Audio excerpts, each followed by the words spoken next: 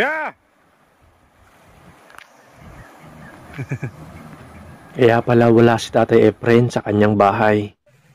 Narito siya sa dagat para mangisda. Napansin ko na ang mga gamit niya ay simple lamang.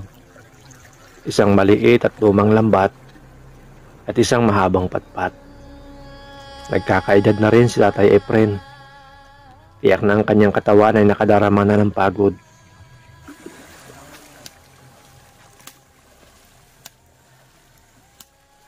Pero ang mga galaw niya ay puno pa rin ng sigla habang matyaga niyang binubulabog ang tubig gamit ang patpat.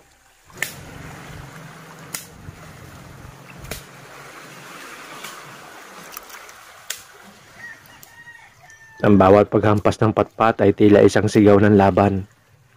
Ipinagsisigawan na sa kabila ng kanyang edad at simpleng kagamitan, kaya niya pa rin sumabay sa laban ng buhay.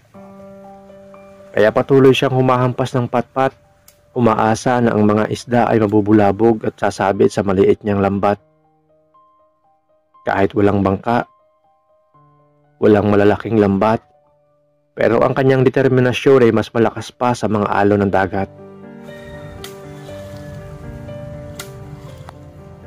Parang isang higanting nakikipaglaban sa dagat gamit lamang ang kanyang maliit na armas.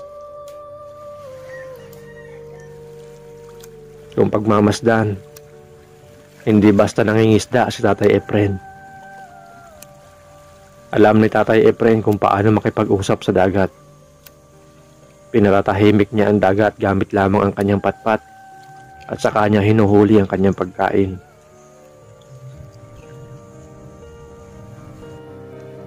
Siya ay isang simbolo ng pagtitiis at pagpupursige, na ang laki at dami ng kagamitan ay hindi sukatan ng laki ng determinasyon.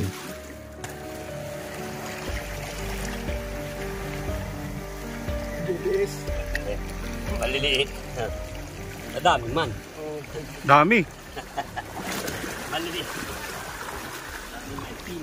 Sa wakas, matapos ang mahabang oras at pagod at pagsisikap, nagkaroon din ng laman ang kanyang maliit na lambat. Hindi man ito puno ng malalaking isda, ngunit sapat na ang mga maliliit na isdang nahuli niya upang maibigay ang pangangailangan ng kanyang pamilya. Ang bawat maliit na isda ay isang tagumpay, isang patunay ng kanyang pagtitiis at pagsusumikap.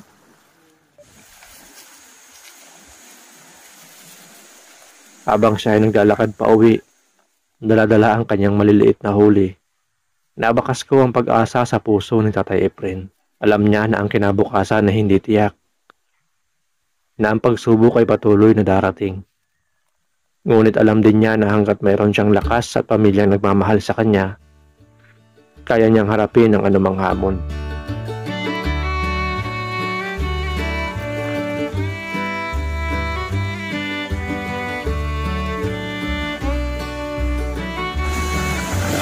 Nangon eh. Ulam-ulam. Pag ganyan kuyang karami lang nahuli, ano pong ginagawa niyo dyan kuya? Ay pang ulam lang yan. Pang-ulam na lang. Ito pala yung isa sa hanap buhay dito ni Kuya mga kaward. Bukod sa pagtanim ng gabi. Pang isda, pang ulam-ulam. Pag sobra-sobra, binibinta naman. Pag sobrang dami, pambinta. Ayos din po ano. Partida pa yan, may exit lang yung lambat ni Kuya. Lalo siguro kung mahaba no Kuya. Oo, marami tayong mahuli. Talaga Kuya, ano po, madalas po kayo naglalambat dyan. Oo naman, pag naghihibas ang dagat. Nasaan po si ate Kuya? Ay naroon nga sa aking pamangkin sa Iberica sa Labo. Bakit po? Pero namatay nga yung pamangkin ko si Marlon. Kaya, Pamangkin niyo, bata pa po yun, ibig sabihin. Bata pa, mga 35 years siguro yun. Batang-bata pa, ano pong dahilan Kuya? Sobrang sipag nun maglalagas yun na yun. Minsan sa pinya, nagwiminyan. Yung nagkakawit na nyo baga sa kuprahan. Ano pong dahilan at napakabata niya pa pong... Ay, yun nga siguro dahil pagod-pagod yun. Sobrang pagod. Baka yun ay natulog agad ng Baka wala may bagong kain. Wala naman po siya sakit. Walang sakit yun. Natulog lang. Pagod, natulog. Galing trabaho. Galing trabaho. Grabe yung lungkot Kaya po siyang... sa inyo. Ano po? Pamangkin niyo po, anak ng kapatid ninyo. Anak ng... Kailan pa po? Noong pang... Yung mga Biyernes pa tayo na. Parang Biyernes nga. Ano po ba yung ganong pangyayari sa kanya? Sa kanya lang po nangyari o? Sa kanya, yung kapatid niya ganun din. Ah, ganon din. Yung sinundan niya. Yung sunod sa kanya si Butoy. Yun naman, naligo naman yung maghapon mo sa construction, naligo. Pagkaligo, nagkain. Pagtulog niya, hindi na nagising. Ah, Nabangungot din. kapatid niya po yun. Kapatid Ilang taon naman po yun? Ay, mga 16 anos lang. Ah, mas bata pa. Binata yun na kung saan. Sabihin po ganun po nangyayari sa kanila, ano? Parehas na sila. Mga pamangkin nyo kuya, sa kanilang po nangyari yun. So, parang hindi po yung bangungot, ano? Bangungot yun. Kasi pong ugong-ugong. Minsan po kasi, sabi ng iba, sabi po ng mga doktor, atake o kaya So, sobrang pagod niya. nag-collapse po yung pancreas. Ganyan po Pwede yung yun nabasa ko sa tungkol sa ano eh, dahil sanhi ng bangungot. Yan yung Minsan sabing daw po, inatake sa puso. hinga. Hindi na siya Opo. makakinga doon sa pagsakit. Pero minsan naman po, sabi nung iba, minsan daw, baka habang tulog, nakagat ng kubra, di may man. tumandag. Wala man. Wala po. Wala naman. Yung mga ganyan po kasi nga eh, pangyayari. Ibig Nakagat. sabihin, O kaya Pero hindi na-atake siya. habang natutulog. yun yung, Normal man po kasi sa atin mga kuya, kapag ka natutulog, tapos masama yung panaginip, nagigising tayo. minsan na hindi nagigising ugong ng ugong. yun na Doon po na yung nasasama nangyaring yung bangungot. gulping pagod niya ng kapoporsyon ng makahinga. Hindi na siya nakakahinga. Ayun. Sabihin po, Ugong siya ng ugong. sabihin po yung pamangkin nyo yun, sobrang sipag pala. Masipag yun. 35 pa lang, ilan na po anak noon? 3. 3. Di napakaliliit pa po ng mga Maliit iwanan. pa. Wala pa nga nag-i-eskwela. Ayun. Pero wala naman po siya nararamdaman talaga. Wala yun. Naglalagas nga yun. So naroon po pala si ate. Kasi nga siyang pinauna ko sa muna ko naman. Kailan po ang Wala punta daw niya doon? Sabi ko nga kung pwede mo kasi mamayang hapon. Mamayang hapon pa Kaso punta wala po pa kayo. naman Buti na lang pala, naabutin namin kayo. Wala naman ding gana pa nga ako ng pumasay. Pamasay pa pupunta doon. Hindi madilit siya pa rin. Kampat nyo ngayon, pumasay sa ano. Hindi sana yung paano. Gaganyan lang Kukunting. po. Wala pa isang kilo man siguro man. Opo, mga 1 kilo po. Kulang po ng 1 kilo. Kung po Kaya pala yan ang ang malungkot nangyari. na nangyari sa buhay nyo kuya. Ano? Nabanggit nyo kanina kuya habang nagkikwentuhan tayo, plano nyo rin palang sama sa minahan. Minahan. Mina. Yung mina mga kawal, ang tawag dito sa lokal sa amin, kabud. Kabod. Ano po yun? Hindi po yun Hindi yung naman yun sasabihin kumpanya. Kumpanya, ano po lang yan, mga small scale lang. Small skill lang yun na Marunong kabod. pala kayo kuya, magmina. Marunong ako magkabod. Ano pong ano nyo, pinakang trabaho nyo po sa pagmimina? Ay, sumuwi lang. Marunong kayo nun? Oo. Di marunong kayo lumusong sa ilalim? Oo naman. Gaano kalalim na ang kaya nyong... Ang nakakaya ko minsan mga 10 lang. Ayo, kasi po yung Mas may drive man yun. pangkaraniwan po ngayon, yun siya tawag mga kawal 10 di pa. Oo, 10 di pa yan. Pangkaraniwan kasi ngayon, 16 di pa. Oo, hindi kay Pino yun. 300, Oo, yan, 300 pa nga lang yun. Hindi ko Hindi kaya. nyo na kaya po yun. Hindi ko kaya nun sa panahon. Pero pinakamaganda ko yung siguro dapat cook na lang kayo, di ba? Para safety. Cooker. Oo, Magluluto. para hindi na kayo nalusong sa ilalim. Baka Kaya ko pa naman pag mga 5 lang pasuhan. Kaya pa. Kaya ko pa yun. Medyo delikadong trabaho po yung pagmimila. No? Iba walang hindi pa paano kakain. Kahit kung di tayo Kasi po magsipag. parang yung gabi nyo, kuya, ano na? Ano na lang yan. Parang pang ano na lang siya dyan. So, wala na po kayo. Alalin na lang kung sakali. Marami pala nag-order na po nakaraan. Halos naubos-ubos. Naubos-ubos na yan. Mountain na kasi yung gabi ni kuya, mga kawal. Kaya plano ni kuya Matanim akong panibago. sumama sa Mas malaki minahan pa dyan. para Lalakyan ko pa dyan. makapagtrabaho siya. Makuha mo na akong mga kapital Tapos, sa ayun, Mina. sa mina. Tapos saka po kayo magtatanim na ulit. Kailan nyo po yung paano magtanim ng gabi? Ngayon ang kanyan, mga March na yan. Marso na, pag init. Pag-init. Ayan. Papalitan nyo po lahat yan. Papalitan ko yan lahat yan. Lahat. Magtatanim naman ulit. Matanim mo panibago. I-spraying ko yan ng panda mo. Ayun. Opo. At mahirap magparagamas. Ayun. Ang pang 1.5 ang spray. 1.5 po yung spray. Isang galon. 1 galon. So, ano po, i-spray nyo po? Na-spray niya. Ayan. Magkano po yung pinakang nagagastos nyo sa puhunan para makapagtanim kayo ng panibago? Pinakamaya na higit 2,000. May po 2,000. Ano na po yan? Matatam niya ulit. Tatam na yan. Sama na po doon yung abono. Pabili ka ng abono. Ayun. Opo.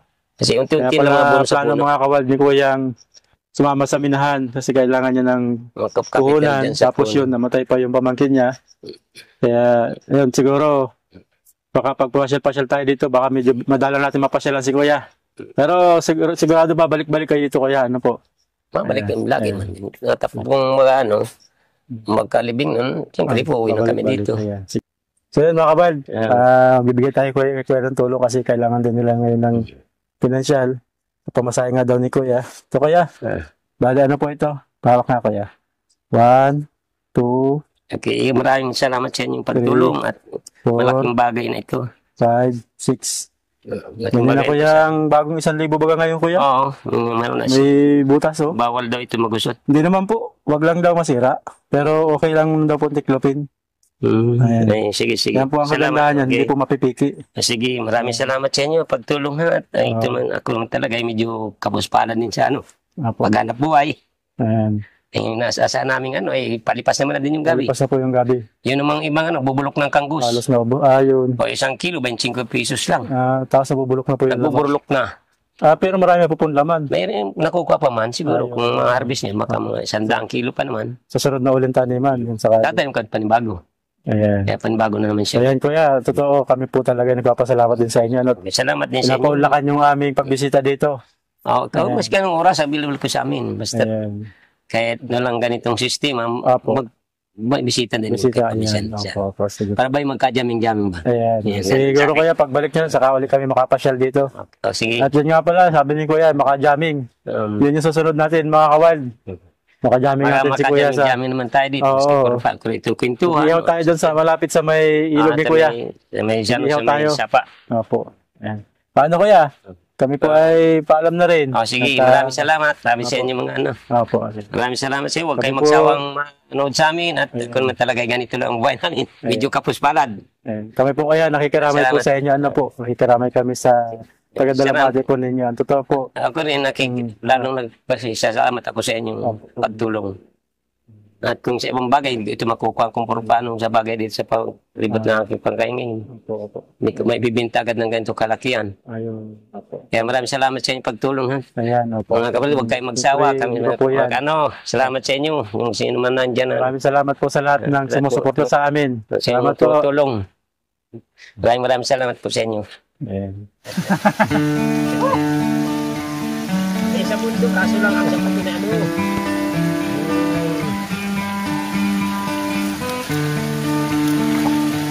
clean, walang pusus-pusus pa. Okay. Itong paliguan ni kuya, oh. Ayos, ito ang paliguan ni Kuya, mga kawan. Wala nang puso-puso. Dapat ito mayroong pagkain. Oo, masahin tayo.